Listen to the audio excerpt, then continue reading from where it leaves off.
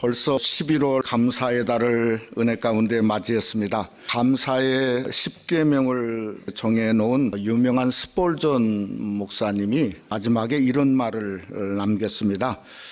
여러분이 아마 많이 들어보신 말이에요. 별빛에 감사하는 자에게는 달빛을 주시고 달빛에 감사하면 하나님은 햇빛을 주신다. 또 햇빛에 감사하면 영원히 지지 않는 은혜의 빛을 주신다는 유명한 말을 남겼습니다. 정말 이것은 그러니까 우리의 삶 속에 작은 것부터 감사를 해야 된다고 하는 거죠. 또 항상 감사하라 하는 것을 말씀하고 있다고 생각이 되어집니다. 우리가 잘 아는 시편 100편 4절에 보면 현대인의 성경은 이렇게 번역했어요. 감사하며 성전에 들어가며 가고 찬송하며 그 뜰에 들어가라. 그에게 감사하고 그 이름을 찬양하라. 그러니까 우리 성도는 이 감사라고 하는 게 마음이 아니고 저는 신앙이다 이렇게 생각할 수밖에 없다는 거죠. 왜냐하면 감사로 성전에 들어가며 그 문에 들어가며 그러니까 감사는 우리 신앙의 중심이고 원동력이다 생각이 되어집니다. 그러기에 이 감사의 달에 더욱더 전심으로 하나님 앞에 감사하시기를 주님의 이름으로 축원합니다. 감사로 예배하고 기뻐하고 찬양하고 또 감사로 삶의 하늘문을 여는 이 한 달이 되어지기를 원합니다. 저는 오늘 누가복음을 시작을 하면서 정말 감사한 게 첫 번 1절 시작이 우리라고 하는 말로 시작을 하고 있다고 하는 겁니다. 보통 우리가 이 글에서 우리라는 것은 막연한 사람을 이야기하는 대명사지 않습니까? 근데 이 1절의 우리는 실제 저자인 누가를 포함한 1인칭 관계 대명사다 이렇게 생각이 되어집니다. 그러니까 누가가 자기를 포함한 이야기를 하고 있다는 거죠. 어쩌면 이 복음서에서는 유일하게 누가가 1인칭 관계 대명사를 썼다 이렇게 생각이 되어집니다. 이 누가가 우리라고 하는 표현이 이 꼭 누가복음만 있는 게 아니고 그가 썼던 사도행전에서도 16장부터 나옵니다. 바울이 빌립보라고 하는 곳에 선교의 여정을 문을 열고 배를 타고 갈 때에 거기에서 우리라고 하는 표현이 나오는데 그때는 누가 우리냐면 사도 바울이고 또 우리가 잘 아는 대로 바울과 실라였죠. 또 디모데도 동행했죠. 또 여기에 우리라고 하는 것은 바로 누가복음과 또 사도행전을 쓴 바로 그 누가가 포함되어서 우리라는 그러한 1인칭 관계 대명사를 쓰게 되었다고 생각을 합니다. 문제는 이 우리라는 그 우리가 과연 누가복음에서 또 어떤 사람을 포함하고 있는가 이것을 아는 것이 시작점에 너무 중요한 것 같습니다. 저는 여기에 우리는 누구를 포함하냐면 예수 그리스도의 종된 사람을 포함한 것다 생각해요. 또 예수님을 만난 사람이죠. 또 예수님을 알고 예수님을 믿은 사람이죠. 그러니까 누가의 비전 속에는 2000년 후에 오늘 누가복음 말씀 앞에 서 있는 저와 여러분을 바로 본문의 우리로 지금 누가는 보고 있다고 하는 겁니다. 그러니까 아무리 봐도 저는 누가복음은 우리들의 복음서다 이렇게 오늘 설교의 제목처럼 생각할 수밖에 없다는 거죠. 또 우리에 대해서 좀 더 알고 싶은 게 있습니다. 과연 누가복음의 우리는 어떤 아이덴티티를 갖고 있냐 이거예요. 사복음서를 한번 생각해 보면 사복음서는 아이덴티티가 상당히 다릅니다. 마태복음에는 마태는 그리스도를 메시아로 왕으로 봤습니다. 그러니까 왕 앞에 서 있는 우리들이 아이덴티티예요. 그런데 마가복음에는 행하시는 그리스도, 역동하는 그리스도죠. 그러니까 그 그리스도를 따르는 바로 우리의 모습이 아이덴티티로 드러나 있습니다. 여러분 요한복음에는 말씀이 육신이 되어서 오셨고 빛 가운데로 오신 주님이죠. 영생의 그리스도, 그러니까 영생 앞에 서 있는 바로 우리의 모습을 그저 요한복음은 대상으로 하고 있다는 겁니다. 그런데 누가복음의 아이덴티티는 사실은 전혀 달라요. 어떻게 다르냐면 소외된 우리예요. 죄인된 우리예요. 인생의 슬픔 중에 주님밖에 소망이 없다고 생각하는 우리예요. 그러니까 이 누가복음의 우리의 아이덴티티는 너무 다르다고 하는 거예요. 그래서 누가복음에만 특별히 기록된 사건들이 있습니다. 그 중에 몇 가지를 들어본 7장만 보면은 자기의 독자인 아들이 죽었어요. 그래서 관을 메고 나가는 나인성의 과부 얘기가 나옵니다. 예수님이 관을 대면서 하는 말이 그 여인에게 울지 말라는 거예요. 울지 말라. 울지 말라. 그러면서 그 아들을 살려내지 않습니까?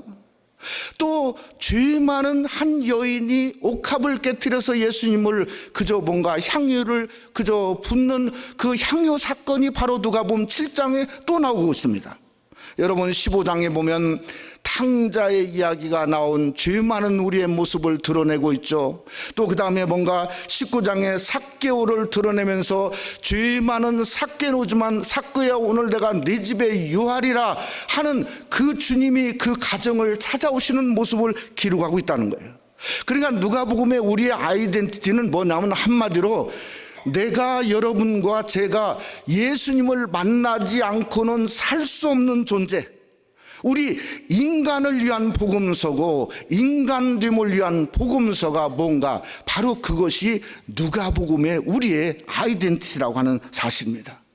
그래서 저는 오늘 누가복음 첫 시간 시작 개론을 통해서 좀 생각해 보고자 하는 건 뭔가, 아니 누가가 의사였지 않습니까? 근데 의사가 자기 본분을 버리고 왜 복음서를 쓰고 사도행전을 썼는가? 이게 우리에게 정말 필요하게 알 필요가 있는 거죠. 두 분 어떻게 의사였던 그저 뭔가 누가를 변화시킨 그 변화점이 뭔고, 그 변화점이 그 포인트가 과연 우리에게도 있는가 하는 것을 알아보고자 하는 거죠. 또 누가가 붓을 들고 복음서를 썼는데 그 핵심이 과연 우리에게 어떠한 그 복음의 핵심이 무엇에 확신을 주고 있는가 하는 것을 통해서 우리가 누가복음의 복음서, 우리들의 복음서의 문을 활짝 열고 저와 여러분이 그 속으로 한번 들어가 보는 첫 시간이 되시기를 주님의 이름으로 축원합니다. 첫째로 누가복음은 이루어진 사실에 대한 복음서입니다.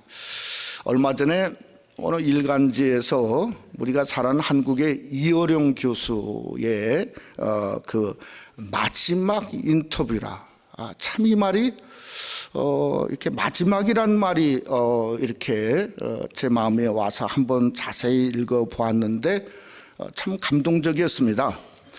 자기는 마지막에 글을 쓰고 있는데 죽는 얘기는 쓸 수가 없대요. 왜냐하면 그분의 지론이 뭔가 하면 모든 인간은 죽음의 근처는 가지만은 죽음은 체험할 수가 없다는 거예요. 그러니까 죽음에 대해서 쓸 수가 없다는 거예요.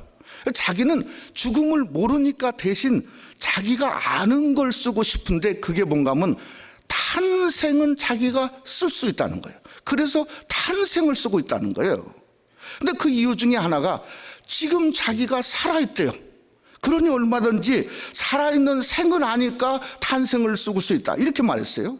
그가 87년의 삶을 살았는데 87년의 인생을 되돌아보니까 87년의 삶이 전부가 하나님의 기프트였다는 거예요. 선물이었다는 거예요.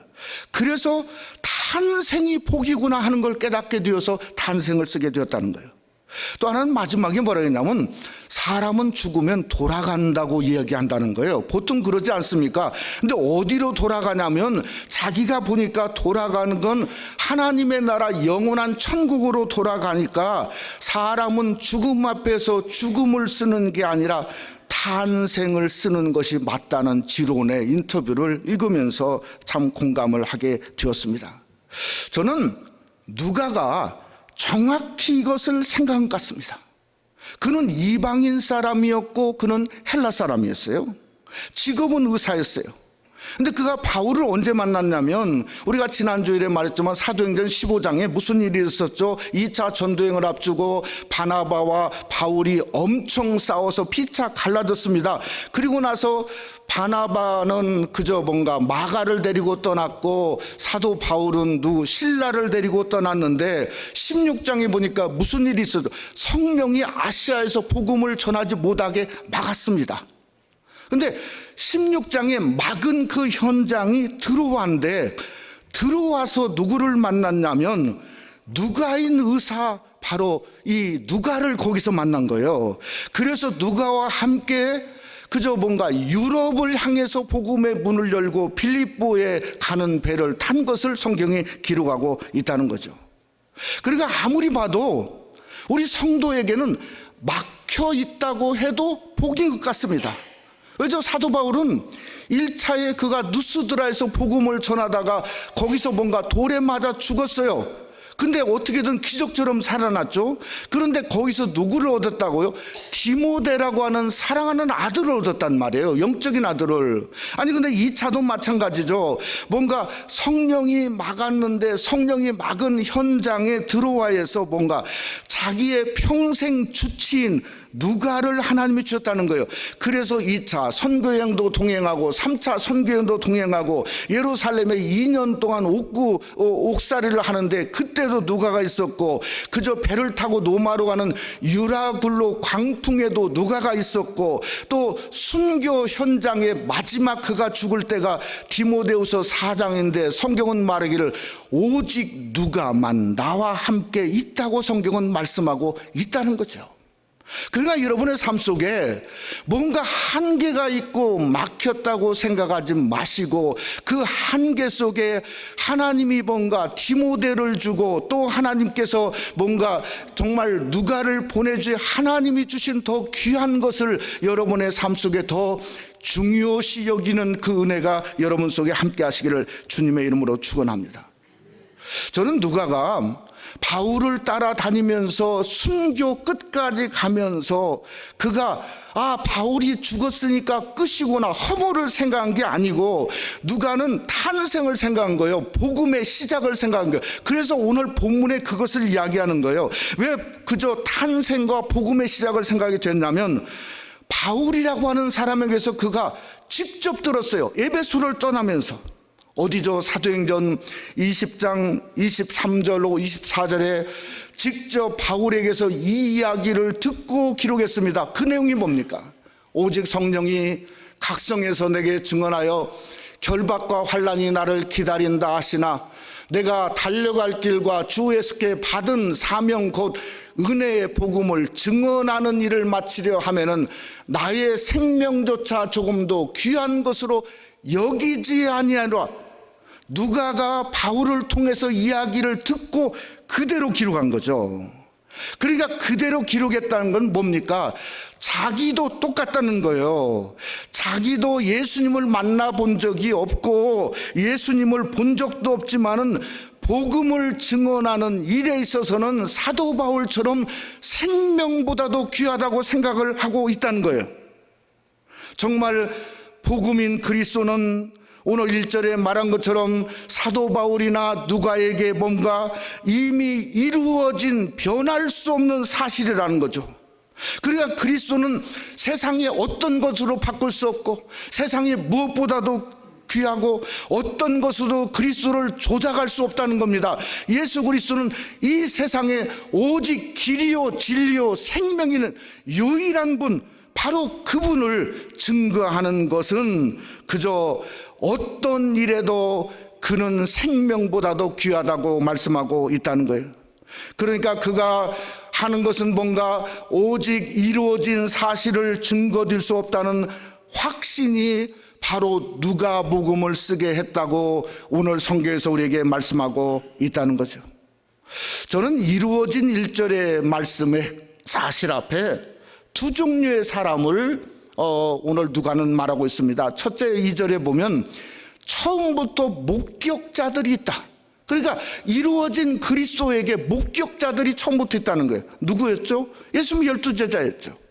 12제자만 있었습니까? 수많은 목격자가 있죠. 예수님이 탄생했을 때 뭐죠? 들에서 양치던 목자들에게 나타나서 오늘날 구세주가 나셨으니 곧 너희의 구주라 하는 목자들까지 예수님을 향해서 경배하러 오지 않았습니까?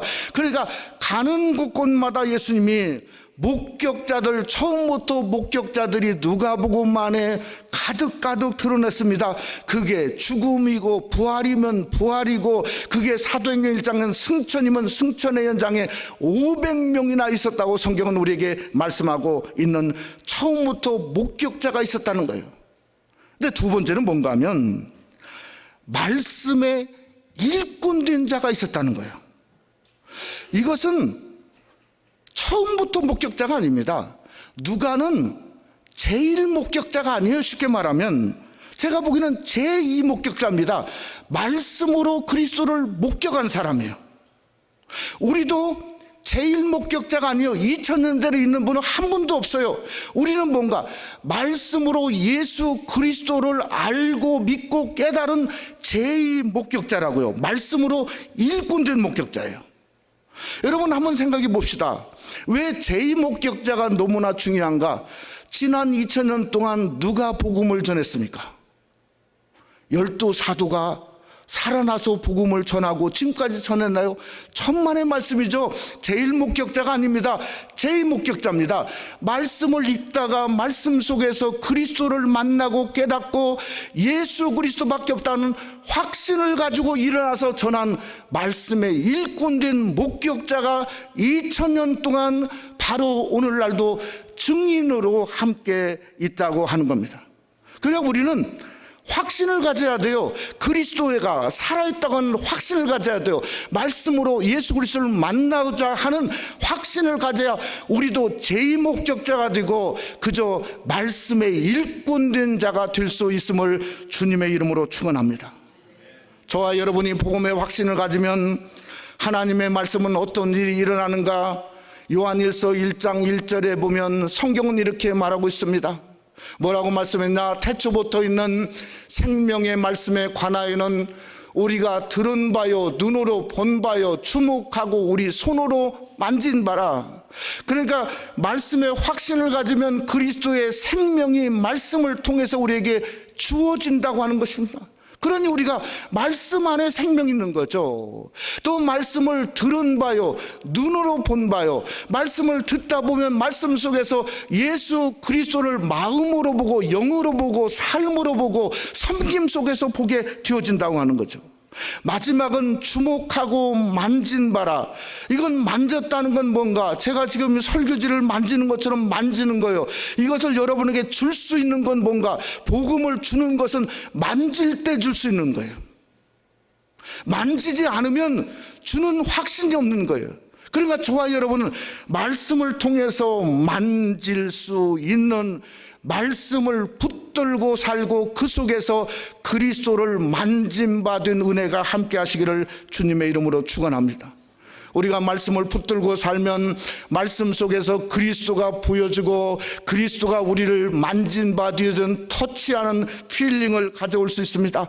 그러기에 우리도 오늘 또 정말 진정한 제1 목격자가 아니라 제2 목격자인 말씀된 일꾼이 우리가 되십시다. 여러분이 되십시다. 그래서 말씀이 들은 바 되고 주목하고 만진 바 되는 말씀의 일꾼된 저와 여러분이 사도행전 1장 시작과 함께 드러나고 함께 하시기를 주님의 이름으로 축원합니다. 두 번째로 누가복음은 복음의 뿌리에 근원을 두고 있습니다. 우리가 사는 캘리포니아가 더 이상 참 이렇게 살기 좋은 그저 복락원까지는 말하지 못하지만 그렇게 좋은 데는 아닌 것 같습니다. 왜냐하면 가을철만 들어오면 그냥 온 그 캘리포니아 산들이 단풍으로 좀 물들었으면 좋겠는데 뭘로 물들었죠? 산불로 가득해. 얼마 전에는 이틀 전인가 사흘 전인가 아니 플루톤까지 이게 산불이 그냥 내려올 정도니 참 심각하죠.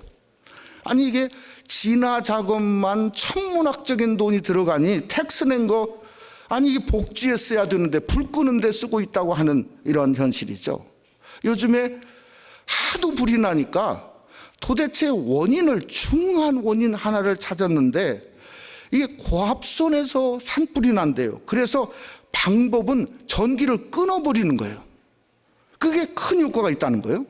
그래서 전기를 실제로 끊어서 지금 캘리포니아 안에서 200만 명이 전기 없이 살고 있대요. 지금 우리가 올반에 사는 게 얼마나 감사한지 모르겠어요. 네? 아니 요즘 시대가 어느 시대입니까? 이 파워가 없으면 아무것도 못 하죠. 아무것도. 그런데 진짜 이게 근본 뿌리가 이게 흔들리고 있다는 생각을 할 수밖에 없는 거죠. 저는 이 누가복음의 근본 뿌리, 어떻게 해서 누가복음을 기록한 뿌리가 뭔가를 생각해 보면, 오늘 문자적으로 보면은 데오빌로 각하에게 써서 보낸다 그랬어요. 각하란 말은 아마 로마의 관리이다 이렇게 생각할 수 있습니다. 근데 누가복음만 데오빌로 각하에게 쓴 게 아니고 사도행전도 똑같았어요. 왜냐하면 사도행전 1장 1절에 보면 뭐라고 기록했냐면, 데오빌로여, 내가 먼저 쓴 글에는, 그러니까 누가복음에는 무릇 예수께서 행하시며 가르치시기를 시작하신부터, 그러니까 사도행전도 역시 데오빌로라고 하는 사람에게 또 대상으로 쓰게 되었다는 거예요. 아니 너무 궁금하죠. 아니 도대체 데오빌로가 이게 무슨 사도도 아니고, 아니 이게 사도 바울도 아니고, 도대체 어떤 사람이길래 누가복음 24장까지 기록하고 사도행전은 28장까지 정말 성경의 가장 중요한 복음서와 그저 사도행전을 기록한 수신자로 기록했을까?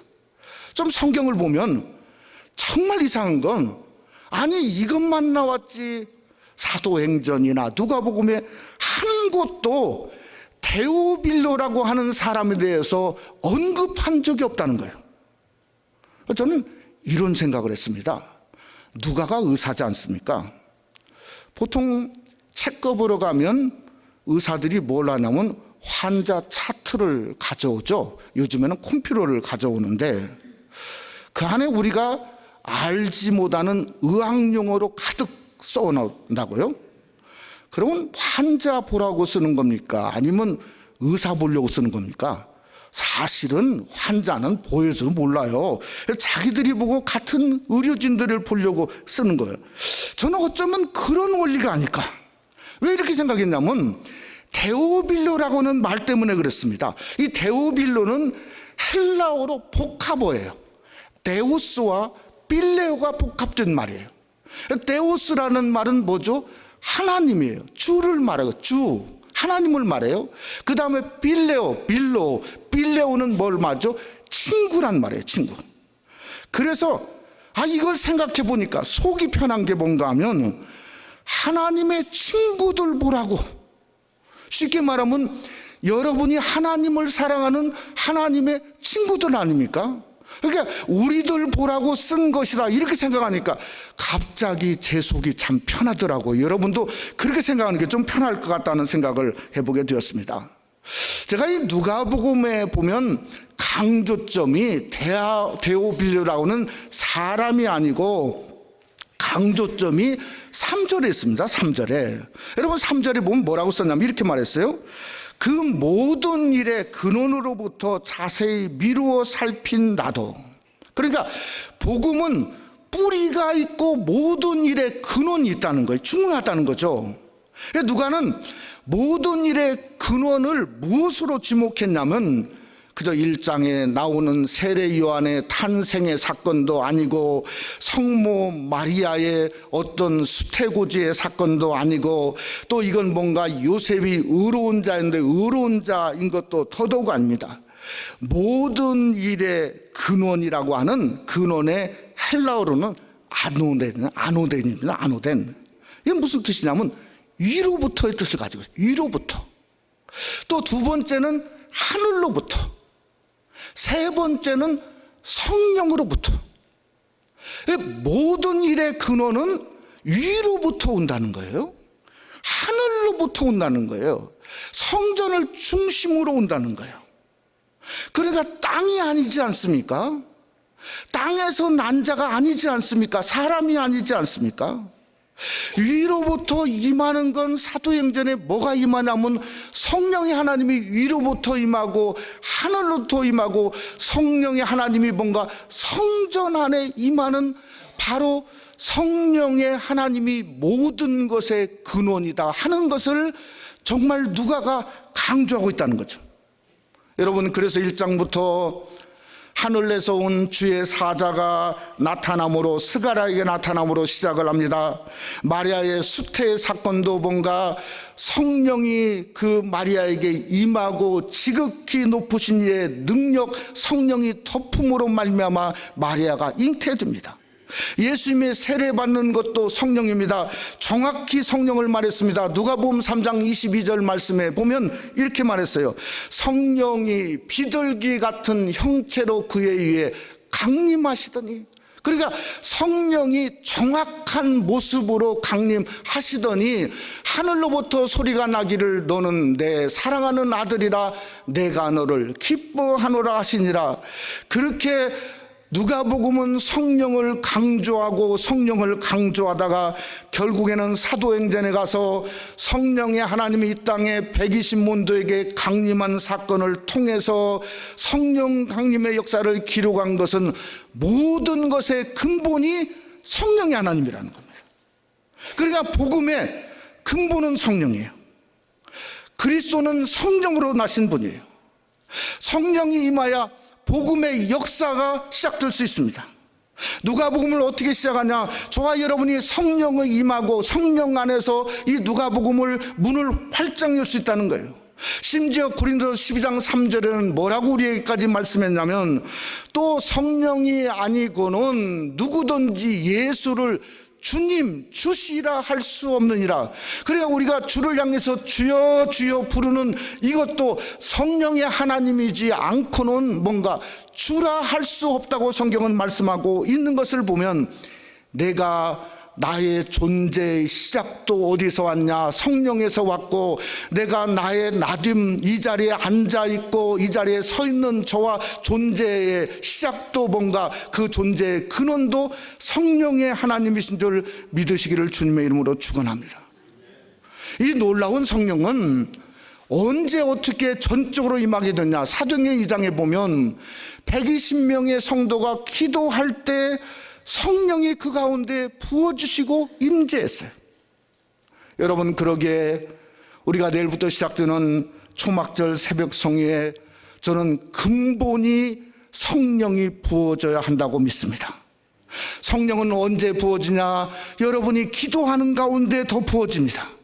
성령만 부어지면 우리의 존재가 바뀝니다. 우리가 슬픈 존재가 아니고 영광된 존재요, 그리스도를 아는 존재요, 성도라고 하는 거룩한 존재로 근본이 바꿔집니다. 여러분, 한 주간 감사의 달을 맞이해서 초막절에 우리 교회가 여러분이 함께 성령이 부어짐으로 말미암아 존재가 바꿔지고 근본이 바꿔져서 정말 풍성한 열매가 나타나고 치유 역사가 나타나고, 올해도 벌써 이제 2달밖에 남지 않았는데 정말 우리가 2020년도를 맞이 않았어요. 어떻게 20년도를 맞이하게 될까? 성령이 부어지셔야죠. 성령이 부어지셔야죠. 우리의 삶 가운데, 우리의 섬김 가운데, 교회 가운데 우리가 새벽을 깨워서 성령에 부어져서 성령으로 모든 것, 여러분의 근본을 새롭게 하는 그 성령의 충만한 권세와 능력을 맛보는 여러분과 우리 교회가 되시기를 주님의 이름으로 축원합니다. 말씀을 맺고자 합니다. 어느 분이 지난 주간에 이렇게 저에게 오셔가지고, 그러니까 이번 금요일에, 이번 8일 날이죠, 나구나 우주에 아주 특별한 그 북한 선교를 위해서 통곡 기도회가 있다고 그러면서 목사님이 좀 기도 순서를 좀 맡아줬으면 좋겠다 이렇게 오셔서 얘기했는데, 제가 죄송한데도 사양을 했습니다. 왜냐하면 한 주간 새벽 성의가 있는데 사실 저같이 부족한 사람이 한 주간 성의를 인도하는 자체가 정말 벅찹니다. 그러니까 이걸 준비하는데 뭐 12시간도 걸리고 하루도 걸리고 부르짖고 걸리는데 제가 거기까지 하기가 너무 돼서 목사님들도 많이 계신데 다른 분 이렇게 좀 부탁했으면 좋겠습니다 하고 사양을 하고 죄송하다고 그러면서 이렇게 사양을 했어요. 다음 날이 됐는데 그분이 저한테 문자로 문자를 하나 보내셨어요. 그게 아시는 분은 아시겠지만은 통곡기도회 하면 손인식 목사님이신데 그분이 쓰러지셔가지고 이렇게 코마 상태에 놓여 있다고. 제가 들어오기 전에 들은 얘기는 이제 회복이 되었다는 얘기를 감사하게도 들었는데 메시지를 받았어요. 제가요 그 메시지를 읽자마자 저에게 들려오는 어떤 그 성령의 터치가 뭔가 하면 기회가 주어질 때 그때가 때다. 그래서 제가 전화해서 죄송한데요 지금이라도 기도 순서 맡으면 될까요? 그랬더니 된다고 그래요. 그래서 제가 기도하기로 했습니다. 제가 이런 얘기를 하냐면 누가가 좋을 때 누가복음을 썼을까요? 천만의 말씀이에요. 천만의 말씀. 사도 바울이 죽고 난 뒤에 AD 70년경에 그저 무슨 일이 일어났죠? 네로 황제가 기독교인들을 전부 태워 죽이는 완전히 정말 극심한 핍박 속에 일어난 바로 그때입니다. 그런데도 뭔가 그저 자기의 사부를 잃어버린 이 누가가 그 안에서도 핍박될 때 해야 된다고 하는 성령의 강한 임재를 느끼지 않았겠습니까? 그래서 그 핍박 속에서 순종한 사건의 역사가 바로 누가복음을 썼다고 생각이 되어집니다. 여러분 우리도 똑같지 않습니까? 누가가 일어나서 말씀을 그저 일꾼되고자 붓을 들었듯이 저와 여러분도 이 말씀에 그저 때가 될 때 지금 말씀을 들을 때 확신 가지고 사는 게 얼마나 중요합니까? 정말 성령이 그냥 말씀에 일꾼되지 않고 성령이 우리에게 부어져야 우리가 말씀에 일꾼될 수 있습니다. 그러니 성령이 위로부터 부어지고 기도 중에 부어지고 하늘로부터 부어지고 성전 안에 부어지기를 기뻐하는 역사가 우리 삶 속에 일어날 수 있어야 된다는 거죠. 저는 그래서 깨닫게 된 게 누가복음의 마지막 장 마지막 절을 보면 이런 말이 있어요. 24장 53절에 늘 성전에서 하나님을 찬송하니라. 저는 지금까지 이 말을 이해하지를 못했어요. 왜 이걸 썼는지 이해하지를 못했어요. 그런데 성령은 성전으로 부어진다 하는 누가의 신앙 고백이 끝에 있었다는 거죠. 그래서 그는 사도행전을 쓰게 되었다는 거죠. 자기 고백이라고 하는 거죠. 여러분이 주님 안에서 이 아침에도 내일부터 시작되는 성의를 통해서도 정말 감사의 절기에 내가 기도하는 중에 성령이 부어져야 근원 존재가 바꿔지고 하나님의 말씀에 일꾼 자가 될 수 있는 역사가 일어난 것처럼 우리 한 주간 주제가 하늘의 영광으로 채우자. 그 영광으로 채워지는 복된 역사가 여러분의 삶 속에 성령을 부으셔서 변화된 역사로 함께 하시기를 주님의 이름으로 축원합니다.